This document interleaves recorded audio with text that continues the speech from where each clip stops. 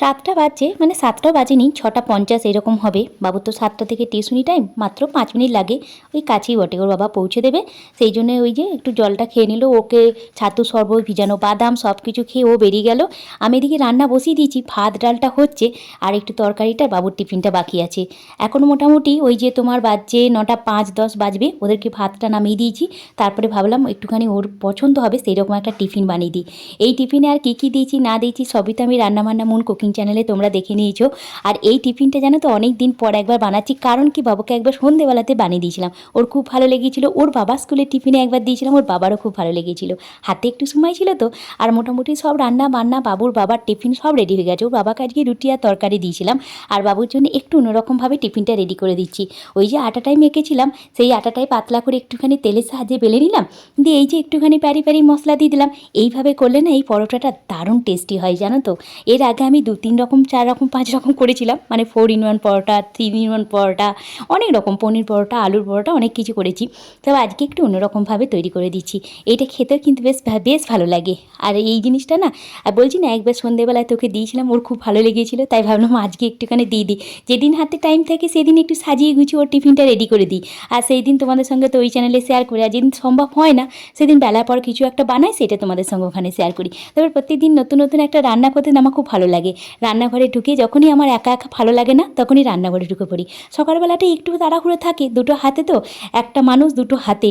সকালবেলা দুজনকার টিফিন, দুজনকার রান্না, তারপর রেডি করে দেওয়া, এটা ওটা হাতে কাজে দেওয়া, কখনো রুমাল, মানি ব্যাগ ওর বাবার, তারপর বাবুর এদিকে টাই, আই কার্ড, এগুলো খুঁজে পায় না, এসেই তো এখানে ওখানে রাখে, দিয়ে খুঁজে পায় না। তার জন্য না আমাকে সব কিছু ওই সকালবেলাটাই 9টা 9:30 পর্যন্ত একটু তাড়াহুড়ো থাকে, তারপর থেকে সারাটা দিনই ফাঁকা।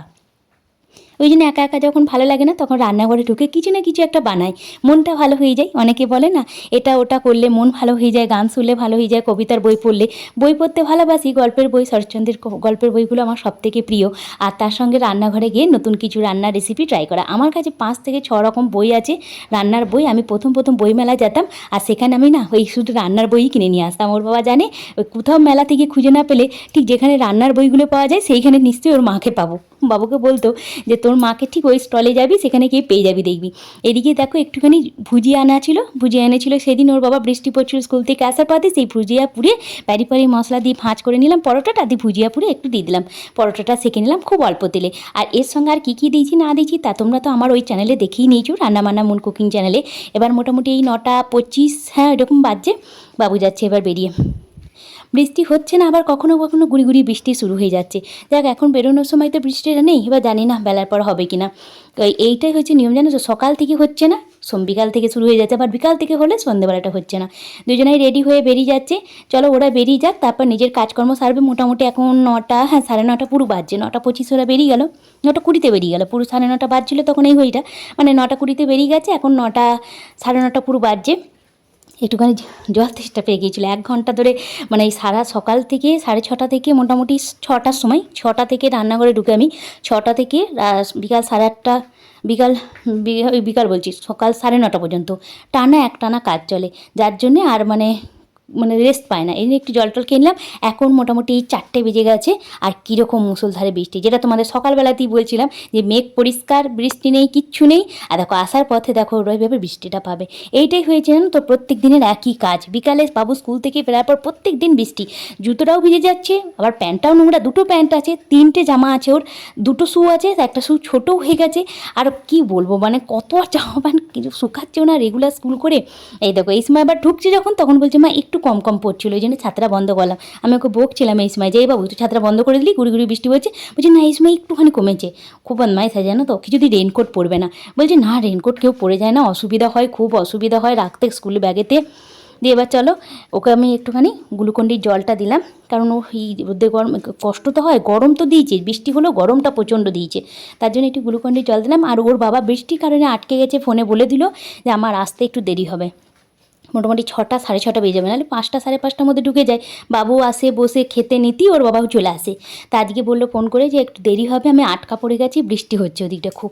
তার জন্য ভাবলাম তাহলে আমার আর বাবুর জন্য, আর আমি সেই 10:30টার সময় খেয়েছি। ওরা চলে যাওয়ার পর একটু জল টল খেলাম, খাবার টাবার খেয়ে একটুখানি রেস্ট নেওয়ার পরই তো আবার এই যে বাবুর আসার সময় হয়ে গেল। তাই ভাবলাম আমারও একটুখানি খিদে পেয়েছে, নাহলে ওর বাবা এলেই তারপরে একসঙ্গে চা মুড়ি বা যে খাবারটা করি একসঙ্গেই হয়ে যায় তিনজনাকার। কিন্তু এখন ওর বাবা বললো দেরি হবে, তার জন্য ভাবলাম তাহলে আমার আর বাবুর জন্য একটুখানি ম্যাগি করে নিই। এই বৃষ্টির দিনে না ম্যাগিটা বেশ ভালো লাগে, প্রত্যেক দিন না হোক মাসে একবার দুবার খাই জানো তো। হ্যাঁ, মশলাটা দিই, মশলা ছাড়া নয়, আমি ঘরোয়া খাবার খাই, হাতে করে নিজে সব কাজ করি তো, তাই ডাইটিং ফাইটিং অত নয়, ঘরোয়া খাবার দিয়ে খাই, বাইরে খাই না। বাইরে বিরিয়ানি খেতে গেলাম, খেলাম, ওই বাবুকে নিয়ে একবার দুবার যাই বছরে। আর তাছাড়া আমরা বাইরে অত খাবার খাই না, যা খাই ঘরের খাবার। তাই একটু আজকে গরম গরম মা বেটার জন্য একটুখানি ম্যাগি করে নিলাম।